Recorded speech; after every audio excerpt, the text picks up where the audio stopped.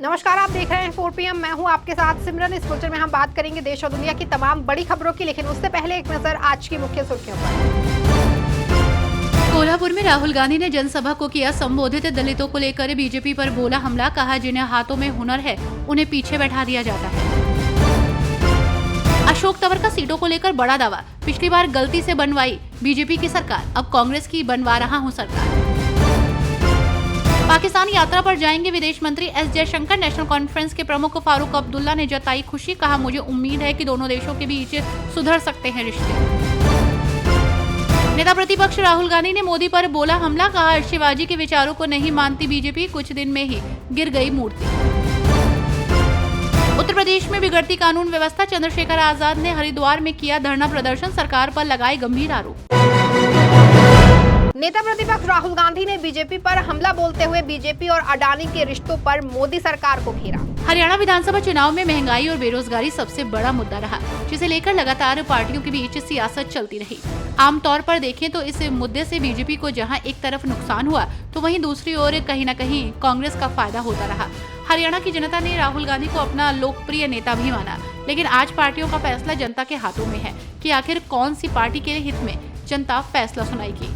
लेकिन देश में चुनाव हो और सियासी गलियारों में अडानी अंबानी का जिक्र ना हो, ये भला कैसे संभव है। आपको बता दें कि कांग्रेस के एक्स हैंडल पर पोस्ट में राहुल गांधी ने बीजेपी सरकार को घेरने की भी पूरी कोशिश की है।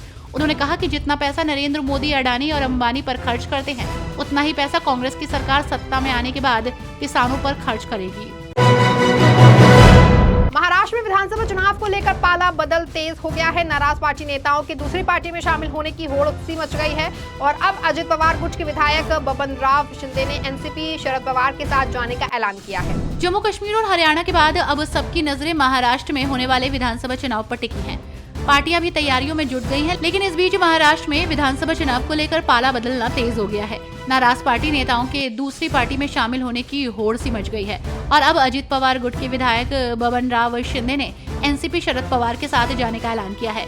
बबन राव ने बगावत का ऐलान करते हुए कहा कि उनके बेटे रणजीत सिंह शिंदे या तो एनसीपी एसपी में शामिल होंगे या फिर निर्दलीय चुनाव लड़ेंगे। आपको बता दें कि अब माठा विधानसभा क्षेत्र में अजित पवार गुट के विधायक बबन राव शिंदे हैं। वो पिछले 6 बार से विधायक चुने जाते रहे हैं, लेकिन बबन राव शिंदे अब चुनाव नहीं लड़ना चाहते। वो इस चुनाव में अपने बेटे रणजीत सिंह शिंदे को मैदान में उतारना चाहते हैं, लेकिन इस सीट पर महागठबंधन में शामिल शिवसेना भी दावा कर रही है। पुणे की एक विशेष अदालत ने कांग्रेस नेता राहुल गांधी को विनायक दामोदर सावरकर के भतीजे द्वारा दायर की गई एक आपराधिक मानहानि मामले में समन जारी किया है।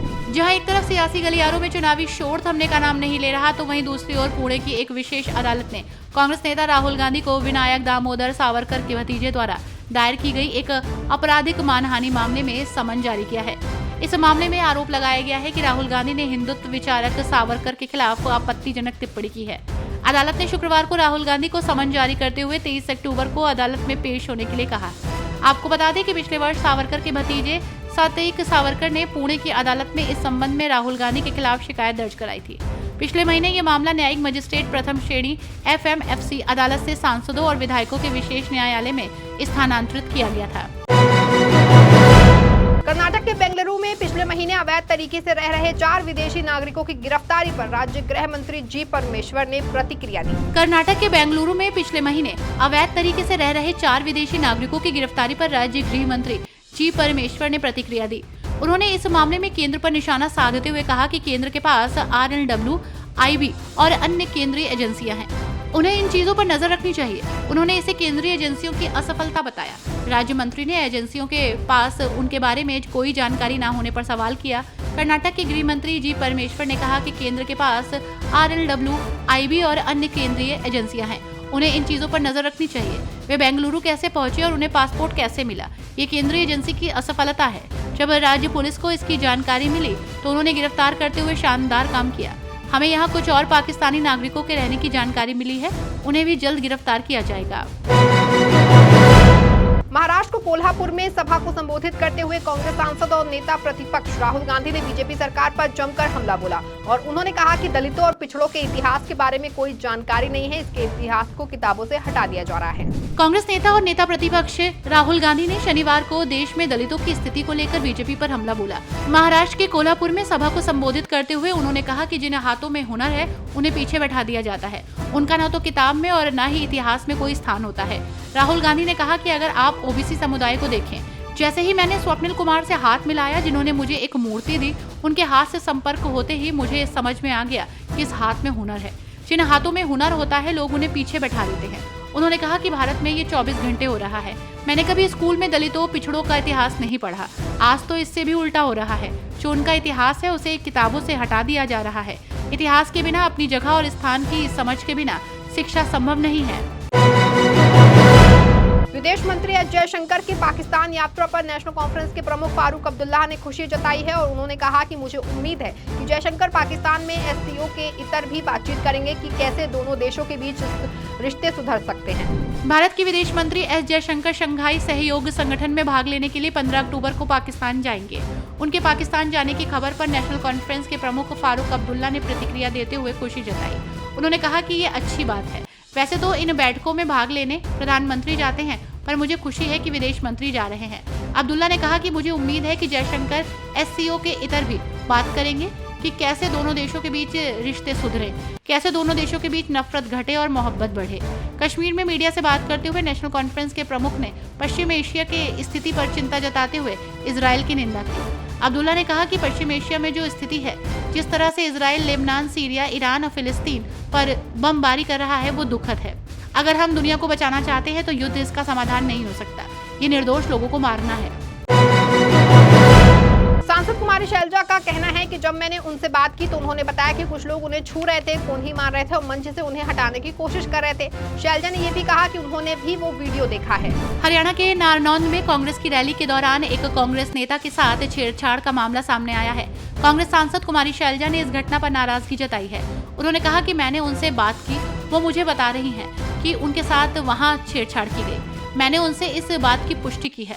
अगर आज किसी महिला के साथ ऐसा होता है तो इससे बुरा और निंदनीय क्या हो सकता है। महिला नेता का नाम सोनिया दुहन है। सांसद कुमारी शैलजा का कहना है कि जब मैंने उनसे यानी कि सोनिया से बात की तो उन्होंने बताया कि कुछ लोग उन्हें छू रहे थे, कोहनी मार रहे थे और मंच से उन्हें हटाने की कोशिश कर रहे थे। शैलजा ने यह भी कहा कि उन्होंने भी वो वीडियो देखा है। सांसद ने कहा कि आज किसी महिला के साथ ऐसा कुछ होता है तो इससे बुरा और क्या हो सकता है, जो बेहद ही निंदनीय है। उन्होंने कहा कि ऐसे लोगों का बहिष्कार होना चाहिए और उनके खिलाफ एक्शन लेना चाहिए। समाजवादी पार्टी के सुल्तानपुर से सांसद राम भुवन निषाद के खिलाफ गैर जमानती वारंट जारी हुआ है। सांसद के खिलाफ साल 2015 के एक मामले की वजह से ये वारंट जारी हुआ है। इस मामले में उनको कोर्ट ने पेश होने का नोटिस भेजा था, लेकिन वो पेश नहीं हुए थे। इसके बाद अब उनके खिलाफ गैर जमानती वारंट जारी किया गया है। उत्तर प्रदेश के सुल्तानपुर से समाजवादी पार्टी के सांसद के खिलाफ गैर जमानती वारंट जारी हो गया। सांसद राम भुवन निषाद के खिलाफ शनिवार को गैर जमानती वारंट जारी हुआ। सांसद पर मामला ये है कि उन्होंने साल 2015 में नेशनल हाईवे को जाम किया था। विशेष न्यायाधीश एमपी एमएलए ज्ञानेंद्र कुमार ने ये नोटिस जारी किया है। साथ ही बड़हलगंज के एसएचओ के खिलाफ भी नोटिस जारी किया गया है। सांसद पर साल 2015 में एक मामला दर्ज हुआ था। दरअसल मृतक के शव को पुलिस की देखरेख में अंतिम संस्कार के लिए लाया जा रहा था। तभी सांसद राम भुवन निषाद के नेतृत्व में सैकड़ों लोग नेशनल हाईवे पर आ गए थे। हाईवे को जाम कर दिया। प्रदर्शनकारियों ने शव को पटना चौराहे पर बीच में रखकर हाईवे को जाम कर दिया था। प्रदर्शनकारियों की इस हरकत से यातायात बाधित हो गया था। इस बुलेटिन में फिलहाल बस इतना ही। ऐसी तमाम राजनीतिक खबरों के लिए बने रहें और जुड़े रहें 4PM के साथ। धन्यवाद।